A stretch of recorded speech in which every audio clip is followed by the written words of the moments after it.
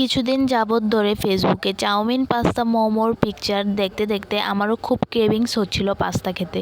তো চট করে বানিয়ে ফেললাম মজার একটি চিকেন পাস্তা।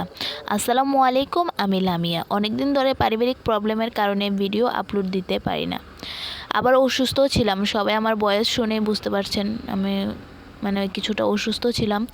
তো চলে আসলাম আপনাদের মাঝে নতুন আরেকটি ভিডিও নিয়ে। আজকের রেসিপিটি হচ্ছে পাস্তা রেসিপি। পাস্তা বানানোর জন্য প্রথমে গাজরগুলোকে কিউব করে কেটে নিতে হবে, তারপর পেঁয়াজগুলোকে স্লাইস করে কাটতে হবে, ঠিক যেভাবে আমি কেটেছি। আপনারা চাইলে কুচি করেও কাটতে পারেন। তারপর ফ্রাই প্যানে কিছুটা পরিমাণ তেল নিয়ে গাজর ও পেঁয়াজগুলোকে একসাথে ভাজতে হবে।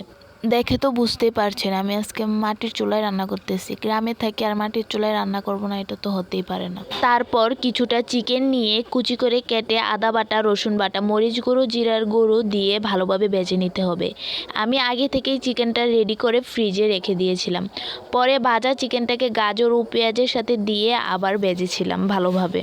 আপনারা তো আমার ভিডিওটা দেখে বুঝতেই পারছেন কিভাবে ভেজেছিলাম। ভাজার পরে রাঁধুনি মাংসের মশলাটা আমি ব্যবহার করেছি। রাঁধুনি মশলাটা আমি 1 চা চামচ দিয়েছিলাম, আপনারা পরিমাণ মতো দিয়ে নেবেন। সয়া সস দিয়েছিলাম আমি 2 চা চামচ, আপনারা পরিমাণ মতো দিয়ে নেবেন, পাস্তা অনুযায়ী কতটুকু পাস্তা ওই পরিমাণে আপনারা সসটা ব্যবহার করবেন। ম্যাগি সস নিয়েছিলাম 1 চা চামচ, আপনারা পরিমাণ মতো নেবেন। আপনারা পাস্তা কতটুক ওই পরিমাণের সস মশলাটা ব্যবহার করবেন। তারপর আমি মাংসের মশলা, সয়া সস, ম্যাগি সস একসাথে ভালোভাবে মিশিয়ে নিয়েছিলাম। এরপরে দিয়েছিলাম সামান্য পরিমাণ টেস্টি সল্ট। জানি এটা স্বাস্থ্যের জন্য ভালো না, আপনারা চাইলে স্কিপ করতে পারেন। তারপর দিয়েছিলাম 1 চা চামচ চিনি। সবগুলোকে ভালোভাবে মিশিয়ে নিয়েছিলাম। চিনিটা গলার আগ পর্যন্ত নাড়বেন।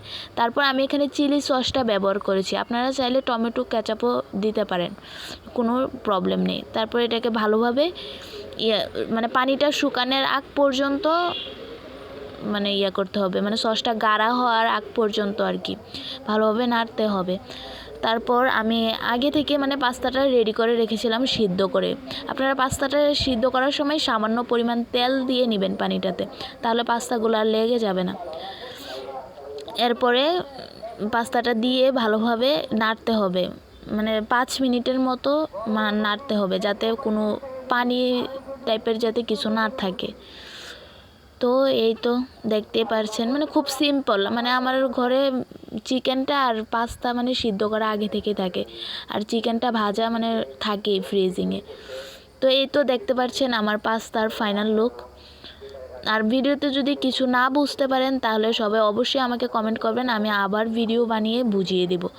তো অনেক দিন ধরে তো পেজে ভিডিও আপলোড করতে পারি না। যারা যারা ভিডিওটা দেখতেছেন একটা করে লাইক, একটা কমেন্ট, একটা শেয়ার দিয়ে যাবেন অবশ্যই। আর হ্যাঁ, অবশ্যই ফলো দিতে ভুলবেন না।